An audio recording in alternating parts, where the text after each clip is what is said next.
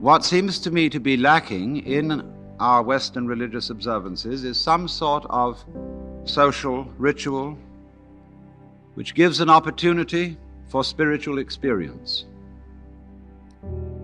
That is to say, for a transformation of the individual consciousness, so that in one way or another, the individual is able to realize his oneness with the eternal energy behind this universe, which some people call God, and others prefer not to name or to conceive. So what I'm proposing instead of the ordinary kind of religious service is, as I said, a contemplative ritual. And the idea is not to have everybody shaken up and whooping around, but to bring about a state of profound peace. So therefore I should say something in a preliminary way about meditation, or contemplation, as I prefer to call it. Meditation is the act of allowing one's thoughts to cease, stopping the agitation of thinking. Thinking is talking to yourself. Now, if I talk all the time, I don't hear what anyone else has to say. Consequently, if I talk to myself all the time, I don't have anything to think about except thoughts. There is no interval between thoughts during which I can come into touch with reality, that is to say, the world which thoughts represent, as words represent events, or as money represents wealth. And so if I'm never silent in my head, I'm living in a world of total abstraction, divorced from reality altogether. Reality itself is neither mental nor spiritual, nor any concept that we can have of it. Reality is simply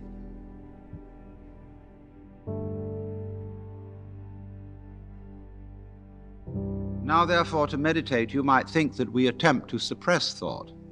We do not do that. Because you cannot meditate. Let me put that in a more emphatic way. You cannot meditate.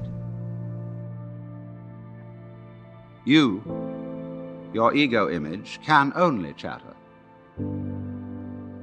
Because when it stops, it isn't there. When you are not thinking, you have no ego, because your ego is a concept. The thinker behind the thoughts, the feeler behind the feelings, and the thinker behind the thoughts is only a thought, an idea of some reference point to which all our experiences happen. And that, of course, cuts us off from what we experience. It makes a great gap or gulf between the knower and the known. And that creates the spirit of alienation to the world from which we suffer. Conflict, hate, domineering spirit arise from that basic division. So when you come to an end of thought, and you don't know how to meditate, you don't know what to do with your mind, nobody can tell you, then thinking comes to an end naturally. You can begin meditation. Or meditation happens, and that is, happening is the watching simply of what is.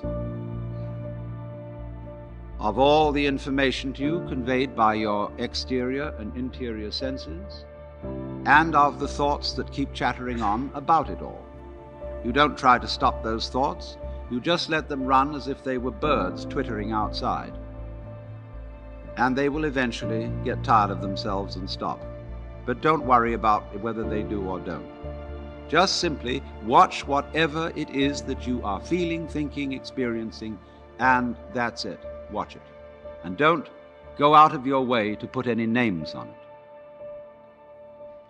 That's really what meditation is. And you see, you're not expecting any result. You are in meditation in an eternal present. You're not doing it to improve yourself. You found you can't do that. Your ego can't possibly improve you because it's what's in need of improvement. Your ego can't let go of itself because it is a complex called clinging to oneself. That's what it is by definition. So it's just something that evaporates.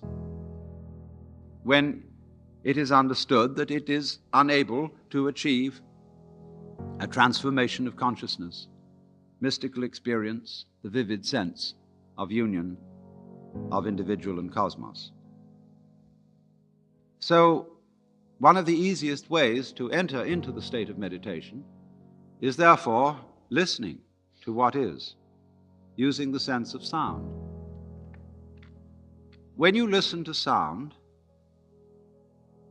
you listen to it, just the random sounds, that are going on in the room, in the street, as if you were listening to music, without trying to identify its source, name it, or put any label on it at all. Just enjoy whatever sound may be going on. Just listen. Now we can go on from that listening to making sound ourselves and also listening to it. And instead of making sound, we learn the knack of letting it happen through us. So then, we get to what is in India called the use of mantra. Words, sounds chanted, not for their meaning, but for their sound. And thus everything that will occur in the following celebration will not be in the English language. It is not intended to be understood in a discursive and intellectual sense. You are asked only to dig the sound. And I use the word dig advisedly because it means something a little more than appreciate. It means enter into, penetrate, get right to the bottom of. Because when you are listening to sound, and when you're letting sound hum through you, this is one of the most obvious manifestations of the energy of the universe. And I suggest that churches get rid of their pews, where everybody is herded in like cattle to look at the backs of each other's necks, and that they spread their floor with rugs and cushions, and that they have something in which people can approach an ineffable, that means beyond words, spiritual experience, and not be told and forced into a particular pattern of thinking, of mentation. So you see, for that reason, I have only given the slightest suggestion of how one uses these mantra or the silence for meditation. You all have your own way of doing things like that. Do it your own way. All this is a vehicle, a support for contemplation. Listen. Close your eyes and go entirely into a world of sound.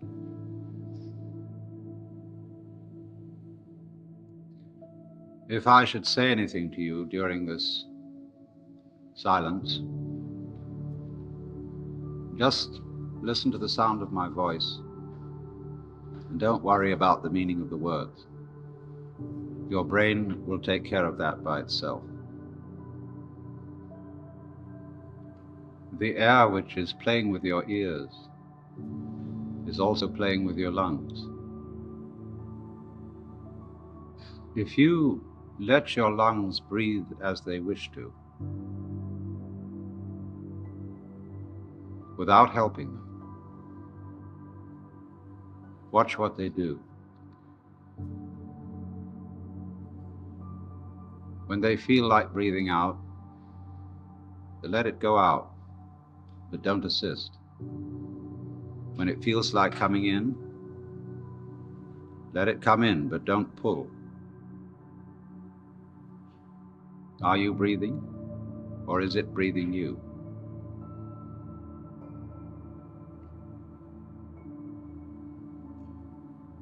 Remember, there is no special state you are supposed to be in. Simply let yourself be aware of whatever state you are in. Don't name it. Just feel. Now only is important.